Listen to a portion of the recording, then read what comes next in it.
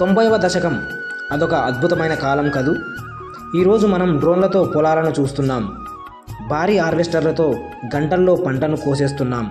కానీ అప్పట్లో ఒక వరి కంకిని కూడా రైతు తన బిడ్డల మనిషి చేతి శ్రమతోనే పెంచేవాడు. ఉదయాన్నే పల్లెటూరి పొలాల్లో కమ్ముకునే ఆ మంచు మబ్బు, తడిచిన నేల నుంచి వచ్చే ఆ కమ్మని వాసన, అమ్మ చేతితో కట్టించిన ఆ చద్ది అన్నం మూట, అవే కదా మన అసలైన ఆస్తులు. ఆ రోజుల్లో వ్యవసాయం అంటే కేవలం ఒక పని కాదు, అదొక జీవితం.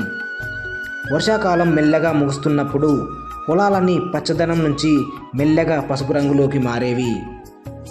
అది చూసిన రైతుకు కలిగే ఆనందం వర్ణనాతీతం. ఆ పండిన వరికంకి గాలికి తల ఊపుతుంటే ఇంటి మహాలక్ష్మి నవ్వుతున్నట్టే ఉండేది. ఇంకో వారం రోజులు ఆగితే చాలు, కోత మొదలు పెట్టొచ్చు అని ఊరంతా మాటలు వినిపించేవి. అప్పట్లో ఫోన్లు లేకపోయినా సమాచారం గాల్లో ప్రవహించేది. కూలీలు ముందే ఖరారయ్యేవారు. కొడవళ్లకు పదును పెట్టే శబ్దాలతో పల్లె ఇళ్ళన్నీ సందడిగా మారిపోయేవి. ఇంకా సూర్యుడు కళ్ళు తెరవకముందే కోడి కూత వినిపించగానే చంకలో కొడవలి తగిలించుకొని అందరూ పొలాలకు బయలుదేరేవారు.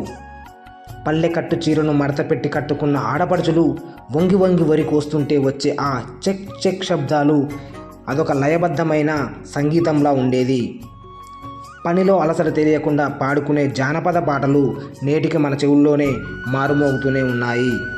కోసిన వరిని చిన్న చిన్న మూటలుగా కట్టి అలా పేర్చుకుంటూ వెళ్తుంటే పొలం అంతా ఒక అందమైన డిజైన్లా కనిపించేది.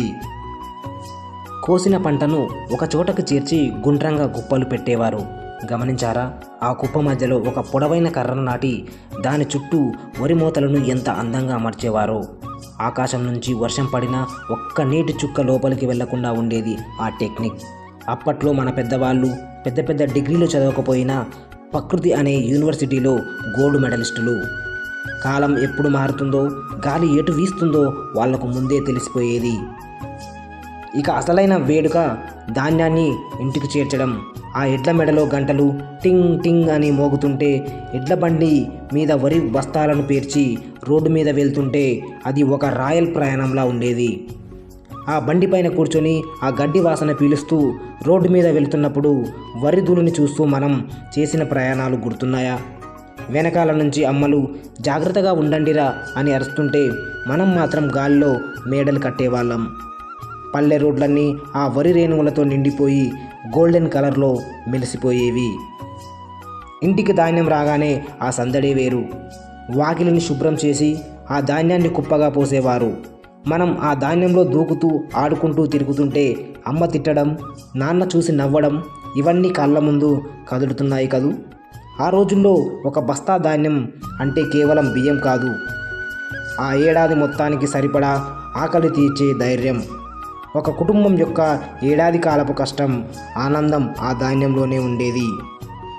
ఈరోజు టెక్నాలజీ పెరిగింది, అన్నీ స్పీడ్ అయిపోయాయి, మిషన్లు వచ్చాయి, పని సులభం అయింది. కానీ ఆ కలిసుండే మనుషులు, ఆ మట్టి వాసన, ఆ పండగ వాతావరణం మాత్రం ఎక్కడో కోల్పోయామనిపిస్తుంది. 90వ దశకం నాటి ఆ వ్యవసాయం కేవలం ఒక పని కాదు, అది మన సంస్కృతి, మన జీవన విధానం. ఆ రోజులు మళ్ళీ రాకపోవచ్చు, కానీ ఆ తీపి జ్ఞాపకాలు మాత్రం ఎప్పటికీ మన గుండెల్లో భద్రంగానే ఉంటాయి. ఈ మాటలు వింటుంటే మీ బాల్యం కూడా మీకు గుర్తొచ్చిందా? మీ జ్ఞాపకాలను మాతో కామెంట్ రూపంలో పంచండి. ఈ వీడియో నచ్చితే వీడియోని లైక్ చేసి ఇలాంటి కథల కోసం ఈ ఛానల్ని సబ్స్క్రైబ్ చేసుకోండి. మళ్ళీ ఇంకో జ్ఞాపకంతో మళ్ళీ కలుద్దాం.